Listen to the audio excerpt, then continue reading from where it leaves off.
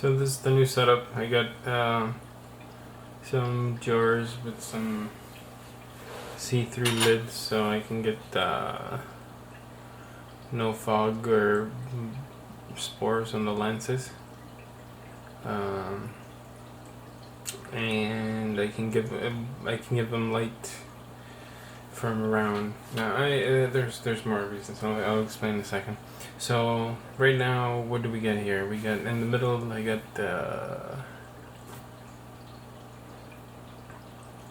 forest mulch, moss, fern, all sorts of critters like mini isopods, very small isopods, very small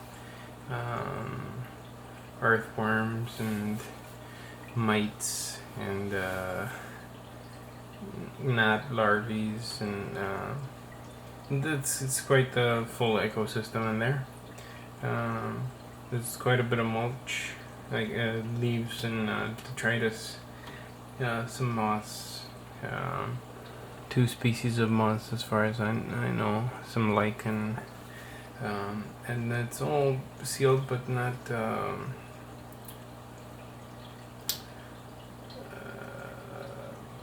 there's no gasket or anything, so pressure can equalize. I expect it will need more air, but this is what we're talking about right now, right? But since it's got plants and stuff in there, and microbes, there will be both CO2 and oxygen, and water will get recycled as it condenses on the top and drips down. It seems like this clear plastic cover would get foggy when you turn the light on, or when the day would come, because of the extra heat it would receive. But the old school scuba diving trick of using spit as an anti-fog agent works.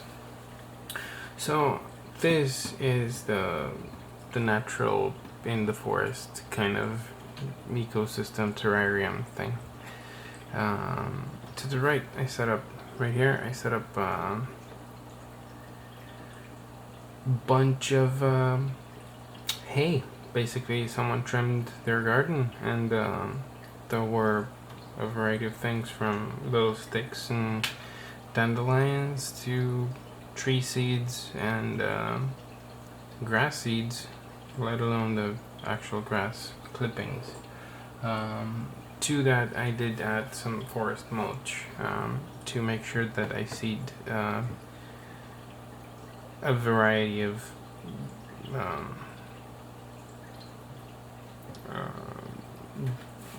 whoops, that didn't happen.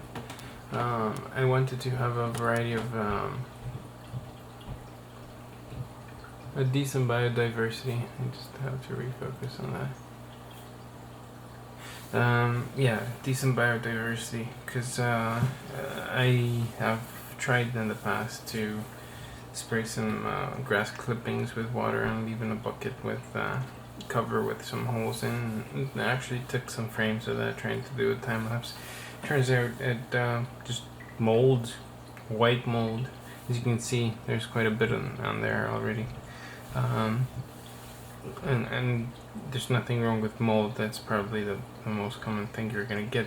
But I would expect there are other things that would like to eat that mold, and it would be great if we see that.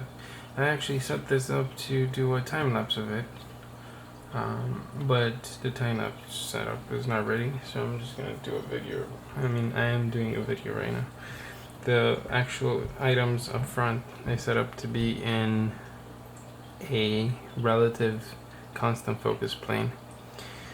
Those are that dandelion, those grass seeds, that tree seed, and actually dry fern, and that stick.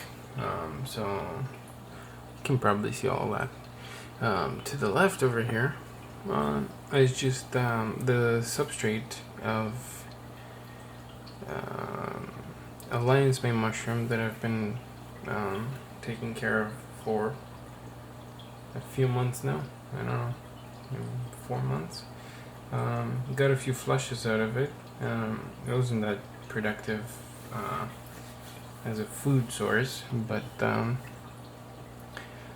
it was interesting to see how it reacts when you do one thing or another. Like, for example, when you let it dry too much, parts of the mushroom mycelium die, and when you rehydrate it, it doesn't come back to life, but mold takes over and eats the formerly alive mushroom or mycelium. But it would seem that mold doesn't have the right enzymes and so on and so forth to actually break down the lignin in the wood, that is wood, as substrate, and extract the sugars from the cellulose and all that. So the mold and other mold, green mold usually there, not white, only manages to attack it once the immune system of the mushroom is gone, basically after the mushroom has died, or the portions of the mycelium that have died, but not the wood itself and not the live mushroom. Now, why did I choose these jars? Because I get a wonderful light, no fog view, and I set it up at a certain angle so that I can get a good focus.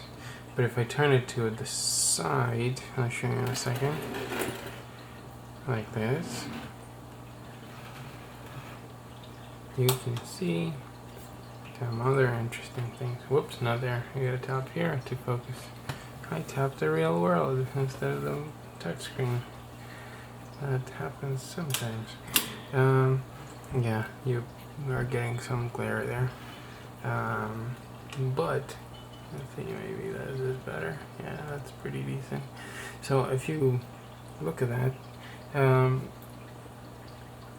the plane is kind of an angle like that, the actual substrate in all of them, because that gives me a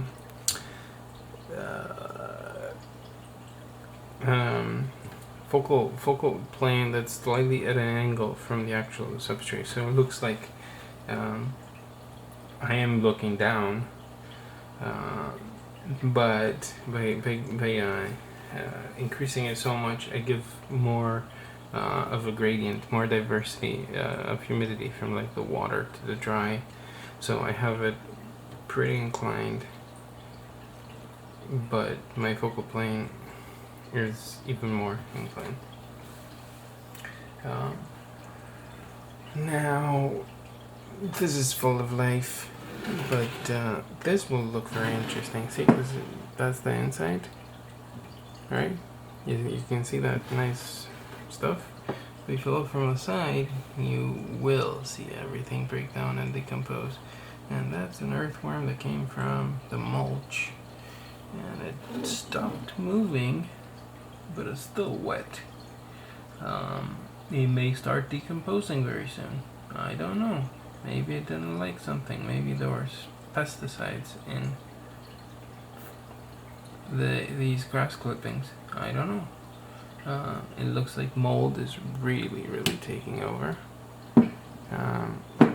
Oops. Another fun thing to do. And let's look at this guy from the side.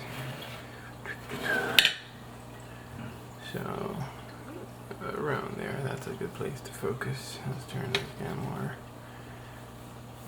Can't focus? Yeah, you can focus. Come on, you know what to focus. Oh, I touched the real life again. I'm not used to this touchscreen to focus thing. I don't do videos, I do photography normally. And hopefully I'll have some nice time lapses for you. But there you go. Of course, I got other things from the past. This giant thing that probably sort of, oh, again, touching the wrong thing. Let's see. How can we do the light? Maybe like that. Maybe, yeah, so there's some lichen over here on a piece of bark. And this is an opening that I mist through every once in a while. That's an actual mini clay pot. And, well, it's interesting. It's a lot less easy to look at and to do photography or anything like that, time-lapse, because, well, see, there's glare. You turn a light on in the room or turn a screen on and, well, it will not be as consistent as my OCD likes it to be. So, I guess this is a